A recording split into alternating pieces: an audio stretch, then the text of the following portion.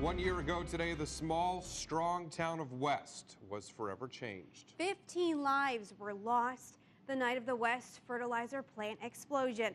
And a year later, those lives are still remembered. Good evening. I'm Matthew LeBlanc. And I'm Amanda Kenny. Thank you for joining us.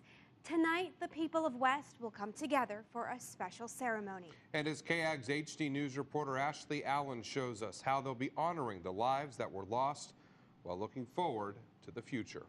These are kolaches, and contrary to popular opinion, Village bakery owner Mimi Irwin knows a thing or two about kolaches. Her family has been selling them in West since 1952. I think we play a role of continuity, something to come back to. She says she's proud of West, the first responders who gave their lives, how far the town has come, and where they're headed. We're honoring them as we move forward, and it's just a great rebuilding process. Tonight, the people of West will take time to reflect on the last year. We determined early on that it needs to be fairly solemn and reverent. But the name of the event is West 417 Forever Forward, so they're also looking ahead. If we miss out on celebrating how far we've come in just a year, we've missed one of the most important things we need to be looking at on this anniversary. The event will make room for everyone with 1,000 chairs and dozens of picnic tables. Ferns and peace lilies will line the stage tonight,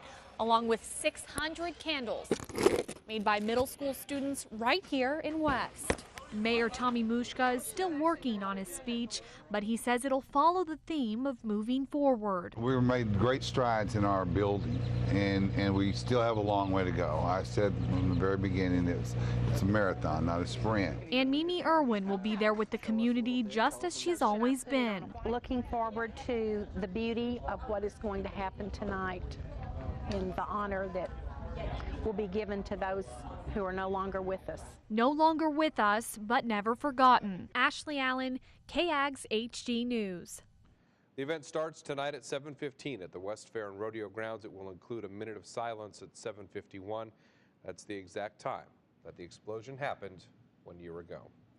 And one by one, families have been rebuilding their lives in West. And today, exactly 1 year since they lost their home, the Russell family is able to move back to town, the town they loved so much. KAGS HD News reporter Tiffany Pelt shows us the Russells' journey and their return to West.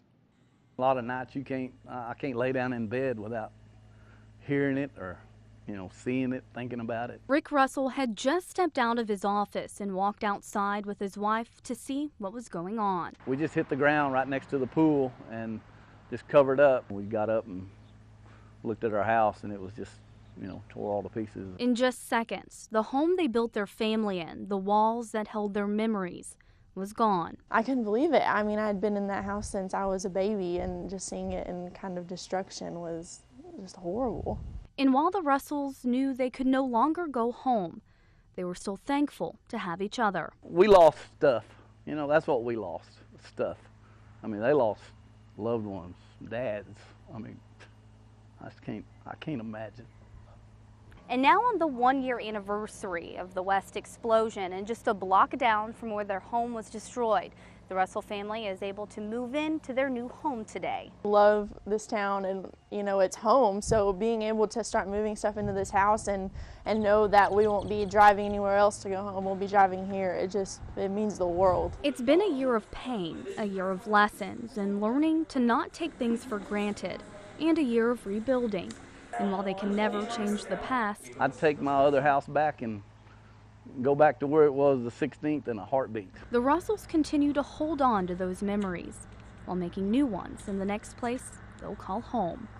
In West, Tiffany Pelt, KAGS HD News. The Russells hope to be fully settled in by the end of this weekend. Well, immediately following the blast a year ago, Texas A&M sprung into action, helping the people in West in a number of ways, from donation drives to Texas Task Force 1 taking part in the search and rescue mission, even faculty and staff from the vet school treating injured animals. And now, a year later, the university continues to help. The school's Hazardous Reduction and Recovery Center is working with leaders in West to come up with guidelines on how to prevent such tragedies in the future.